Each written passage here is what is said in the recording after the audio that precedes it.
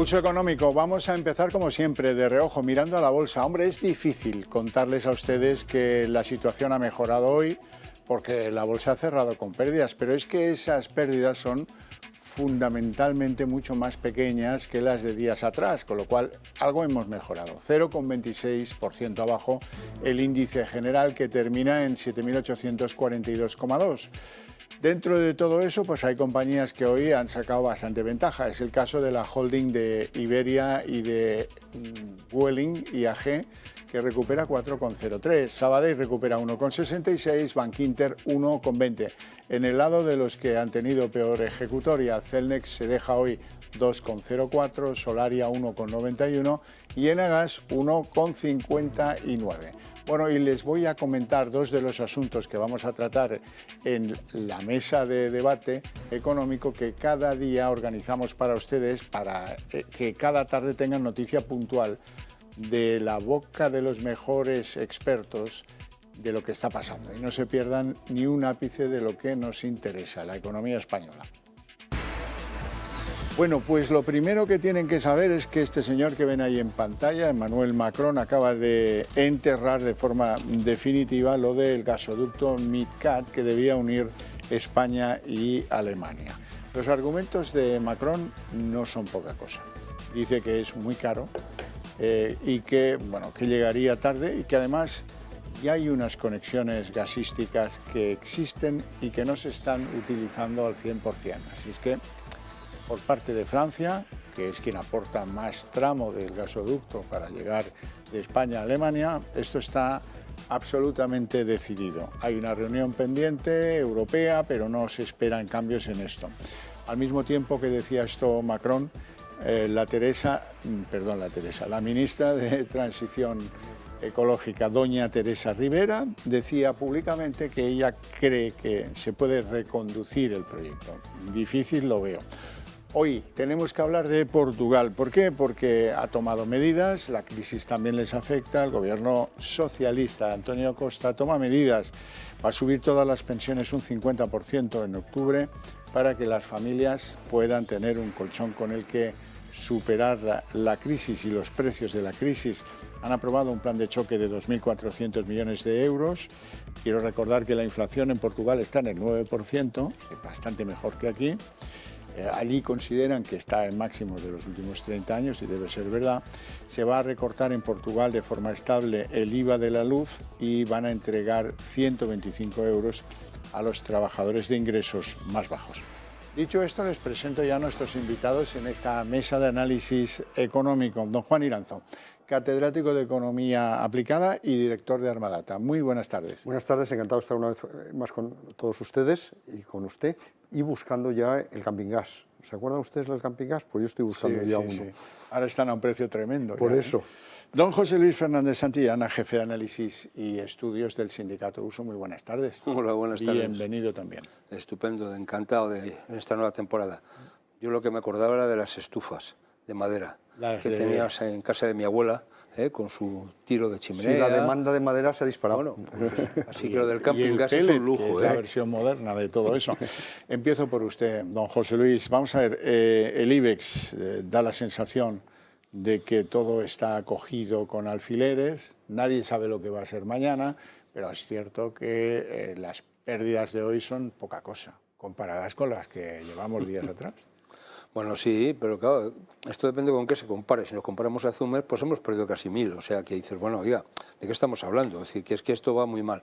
Yo creo que aquí el problema es que sigue habiendo mucha incertidumbre. Es decir, la apuesta cada vez más por la renta fija en detrimento de la renta variable es un hecho, más allá de que algunas compañías, bueno, pues tiran y tengan colchón. Estamos hablando de las gasísticas, estamos hablando de Repsol, estamos hablando... Hombre, yo creo que el mero anuncio hoy de que se va a reducir la producción por parte de Rusia y de los Emiratos, pues me parece que habrán de 100.000 barriles menos, ¿no? Eso ha hecho que directamente suba el precio del petróleo, pues que este tipo de compañías pues sigan siendo atractivas en bolsa y sigan cotizando. Pero bueno, con par de espera y virgencita que me quede como está y que esto no siga cayendo. Profesor Iranzo. Pues efectivamente se ha desacelerado la caída, pero dentro de esa incertidumbre que hay.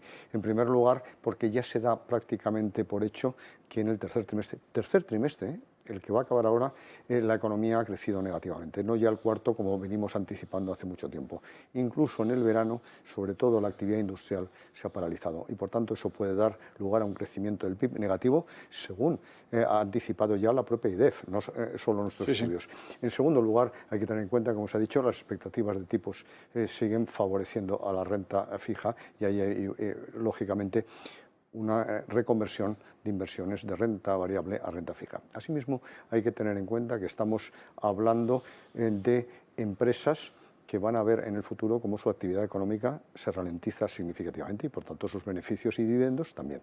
Y, por último, hay que poner también de manifiesto que hay ciertas incertidumbres en cuanto al precio del barril, porque el precio del barril había bajado hasta $90.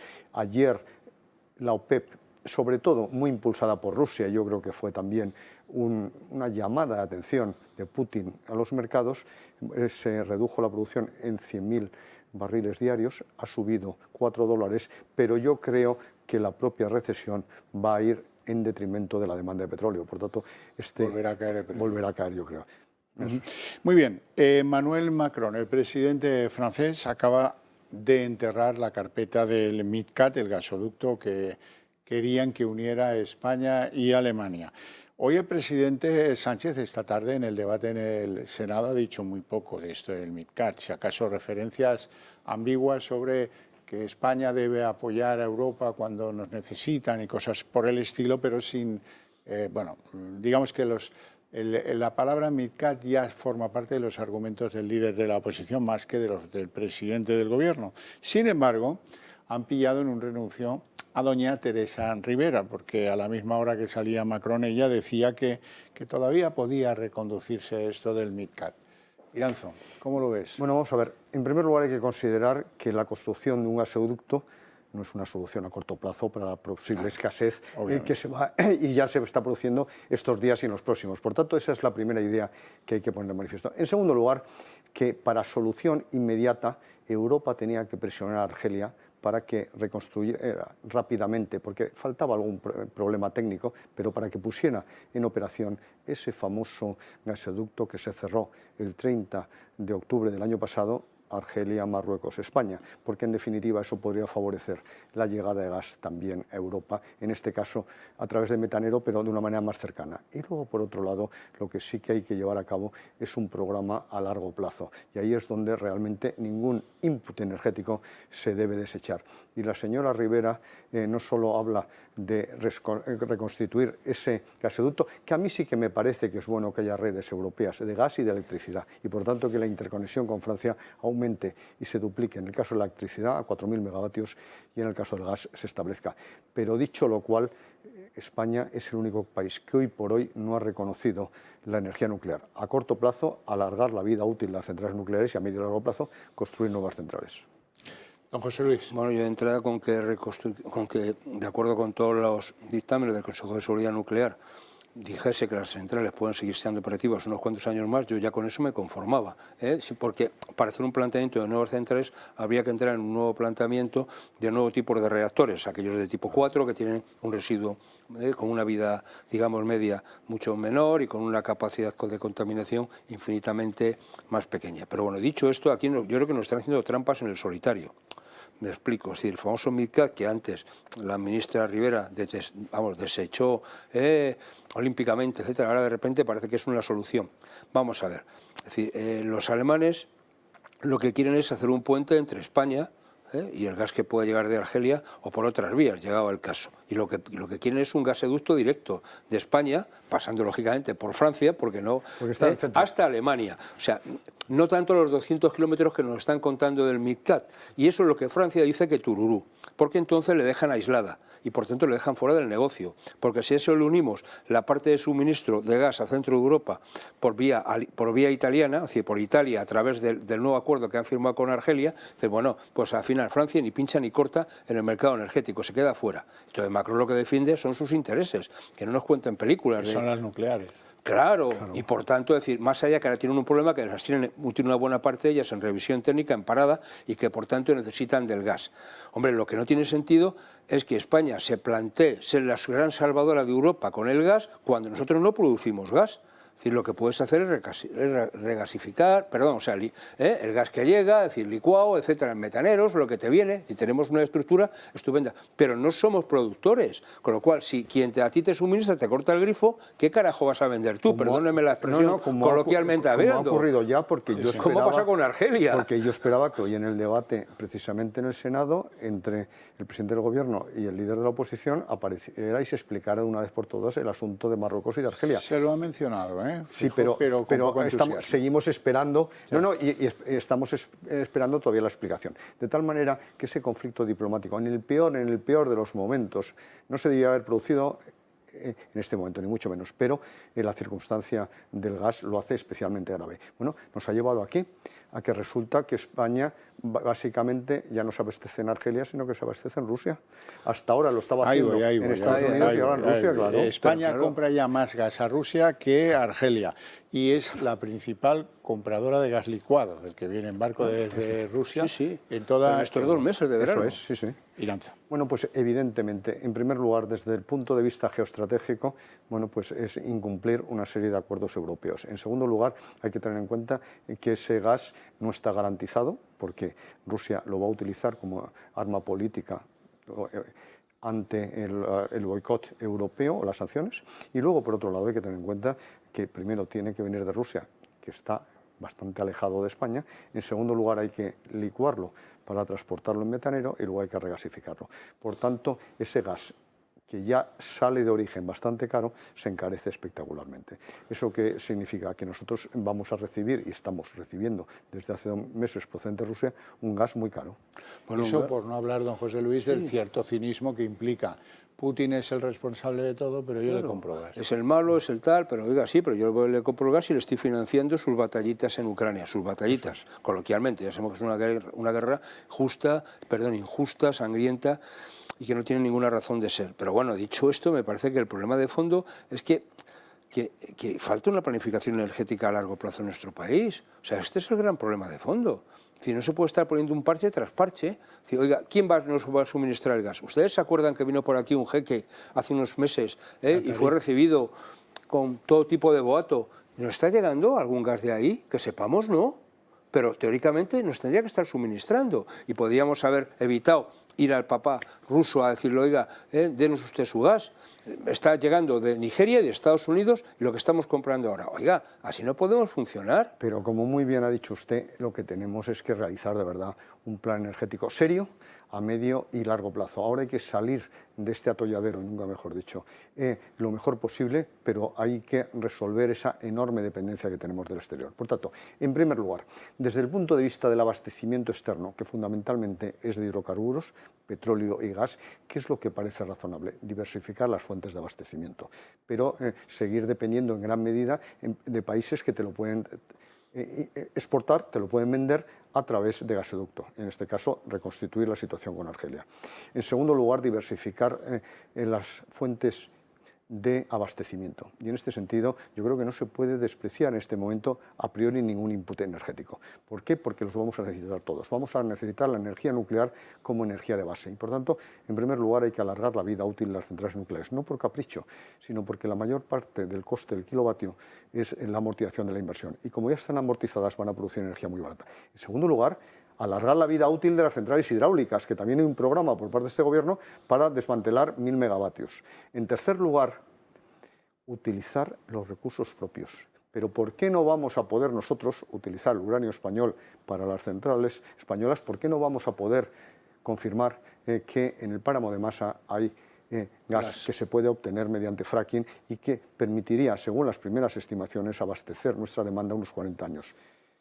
Bueno, ¿por qué? El principal inconveniente es a su primera tesis, porque como decía muy bien Feijóo, Argelia se ha convertido en un enemigo energético de España. Y me temo que hasta que no caiga Pedro Sánchez y hasta que no haya un gobierno que vuelva a la anterior posición española con respecto del Sáhara, va a ser difícil todo esto.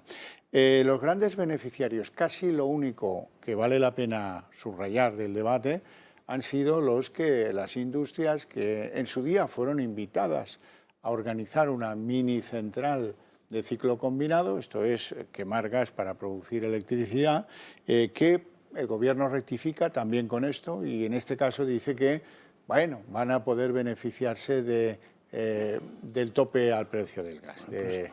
Bueno, algo es algo, solo por eso es por lo que merecía la pena aguantar el debate hoy. Bueno, pero es que son las centrales de cogeneración que están dentro de una industria y que utilizan precisamente ese producto, o sea, el vapor de agua, no solamente para producir energía, sino para producir la propia producción de la industria. Luego matan dos pájaros de un tiro, es decir, generan producción industrial y además se autoabastecen energéticamente con su propia central. Es decir, claro, si tú a estas, que son las que realmente están dando un peso a nuestra industria y están empleando un número muy importante de gente y gente muy cualificada, te las llevas por delante con el tema de la tal, pues hombre, al final estamos haciendo un flaco servicio, ¿no? Es que te las habías llevado ya por delante, porque tenían una retribución establecida entre 60 y 70 megavatios eléctricos y en este sentido pasaron a cero. De tal manera que esperemos que a partir de este momento también haya una retribución por esa energía. Algunas han cerrado ya, ¿eh? Claro, claro, Va a ser evidentemente. eso. Pero como muy bien dices, son además muy interesantes, porque producen energía eléctrica y producen el input necesario para que produzca la estructura productiva. Claro, evidentemente. Es una cuestión muy local. Pero fijaros, a mí lo que me llama la atención es que demonizamos la energía nuclear. Bueno, yo como soy físico de estas cosas tengo mis ciertas cautelas a la hora de demonizar este tipo de cosas. Pero lo que es curioso es que le estemos fabricando nosotros el combustible nuclear a las centrales francesas, que se lo estamos vendiendo, ¿eh? Es decir, la empresa española que saca el uranio, lo enriquece, lo mete en las barritas para hacer el combustible, se los vende directamente a las centrales francesas. ¿Vale? Estupendo. Es nuestras propias fuentes de generación energética. Esa y el carbón son las que no utilizamos. Y además lo hace muy bien, es la empresa nacional del uranio. Allí empecé mi carrera profesional y ahí empecé a elaborar mi tesis doctoral que se titulaba La economía del ciclo de combustible nuclear, precisamente.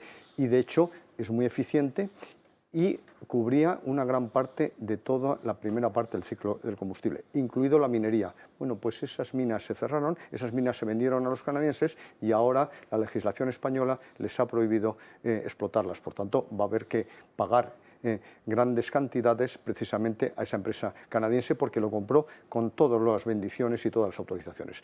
De tal manera que ya está bien, y sobre todo en estos momentos tan peligrosos para garantizar el abastecimiento, de utilizar dogmatismo. El dogmatismo nos llevó también a volar y aplaudir, porque se retransmitió prácticamente la voladura de dos centrales de carbón, efectivamente térmicas de carbón, en el mes de febrero. Hombre, paremos la locura, utilicemos la racionalidad. Y además, está muy bien, que hoy lo ha vuelto a decir el presidente, las energías renovables, pero mientras no tengamos suficientemente desarrollado para que sea barata la producción de hidrógeno, tendrás que tener cada vez más gas detrás para garantizar el abastecimiento en todo momento, el backup. Bueno, vamos a hablar del plan portugués porque el primer ministro socialista de Portugal, António Costa, pues ha puesto en marcha un plan que lo más llamativo es que subirá un 50% las pensiones en octubre para que la gente pueda hacer frente a los problemas derivados de la crisis y de la inflación, un plan de choque por 2.400 millones que va a llevar a recortes estables en el IVA de la luz y un cheque a los trabajadores con 125 euros a los que tengan más bajos ingresos. No, hombre, me parece que va bien, sobre todo salvando las distancias de tamaño país. Es decir, es muy parecido, salvando las distancias, a Alemania, es decir, donde hay ayudas directas a las familias, donde hay ayudas directas a los hogares, son 65.000. Es decir, tiene que ver un poco también con el tamaño del país y el número de habitantes y la capacidad de producir o no. Pero lo que está claro es que lo que están es facilitando renta disponible a los hogares, ayudas directas, y esa es la clave. Para evitar el desplome del consumo, es que es así, entre otras cosas, ¿no? O sea, que ya tenemos dos gobiernos socialdemócratas, el de Costa y el de Olaf Scholz, que hacen cosas distintas. Claro, pero lo que dice el señor Sánchez es que, oiga, si hay que hacer una rebaja fiscal, usted me tiene que decir de dónde va a quitar el gasto, cuando él presume de sus rebajas fiscales, no nos ha dicho de dónde va a quitar el gasto. Claro, o sea, es que esto es alucinante. O sea, lo que pido para uno no me lo aplico para mí. Bueno, pues a mí me parece que lo que hace falta es pensar un poco más en políticas a más largo plazo, dejarse de mirar las cosas con carácter tan electoralista y pensar un poco más en los ciudadanos. El ejemplo más claro, perdonadme un segundo, es lo de la factura del gas. Yo espero que no sea la factura, que sea al gas como tal, porque espero que el gas butano también le apliquen esa reducción, que es el que utiliza la gente para baratar. Y luego les recuerdo que el invierno empieza el 21 de diciembre y que el invierno no está cubierto por estas medidas. Pues evidentemente hay que bajar los impuestos y en ese sentido Portugal acierta, como la mayoría de los países.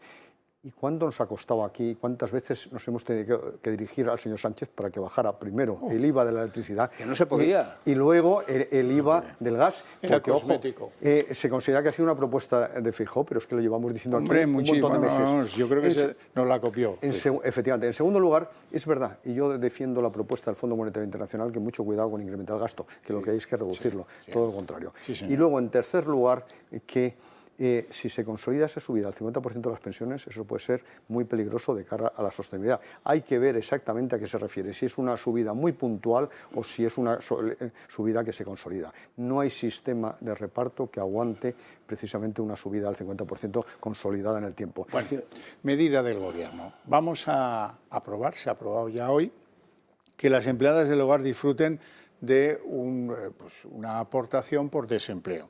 Nadie está contra que a los demás les aumenten sus derechos, eso está por delante de cualquier cosa. Pero los primeros que han salido respondones son los del SEPE. Oiga, que no tenemos empleados para gestionar eso, que son 370.000 las que hay y el ritmo de paro pues pueden ser 20, 30.000 más, son los que fracasaron con los ERTE, por si alguno no lo recuerda. Bien, la pregunta que yo les voy a hacer es, sin restricciones, las empleadas de hogar van a recibir una ayuda si quedan en desempleo, cuando a los autónomos la lista es un martirio, la lista de sine qua non para recibir una miseria en caso de desempleo. Bueno, todo esto tiene que ver con cómo se gestiona. Es decir, este gobierno tiene una cosa que lo hace muy bien, que es anunciar, y anuncia muy bien, pero luego no dice cómo lo va a gestionar, ni cómo lo va a implementar. Por tanto, hay que ver toda la letra pequeña de esto. A mí me mosqueó mucho, perdón que este es término coloquial, que cuando el presidente del gobierno se refirió a ello habló de subsidio. Oiga, subsidio no es una prestación por desempleo, no es lo mismo. Entonces vamos a ver qué es lo que se aprueba. Él está, no sé si por mala fe o por ignorancia, como no lo le gusta sé, pero no es lo mismo, ¿eh? Así como los autónomos tienen el cese de actividad, que puede ser más o menos complicado y cómo lo acredita, etcétera, Bueno, vamos a ver, nosotros hemos dicho durante mucho tiempo que estas empleadas del hogar que prestan un servicio a las familias extraordinario en la materia de conciliación, de cuidados, de atención a mayores, etcétera. Hombre, sobre todo lo que fue la época de la pandemia lo pasaron fatal. Muchas se fueron a casa, teóricamente se aprobó un subsidio para ellas y que el propio SEPE fue incapaz de gestionar. En la propia página web, yo recuerdo haberlo mirado, decía, no lo tenemos todavía formulario, no están, no pidan. Hombre, fue horroroso, ¿no? Entonces, a mí me parece que hay que ver la letra pequeña y sobre todo si hay un periodo transitorio o no para que ese incremento de costes que lleva contigo aparejado esto no suponga que haya más gente que se vaya a la economía sumergida, que sería Yo puedo un drama. estar a favor del paro, tanto, por supuesto, con los autónomos como con las empleadas del hogar, pero ojo, yo llevo reivindicando mucho tiempo que las personas que necesiten tener empleada del hogar para poder ir a trabajar, sea deducible, como todo gasto, sea deducible. Es el único caso que no es deducible. Pues sí, tiene usted razón, parte de razón por lo menos.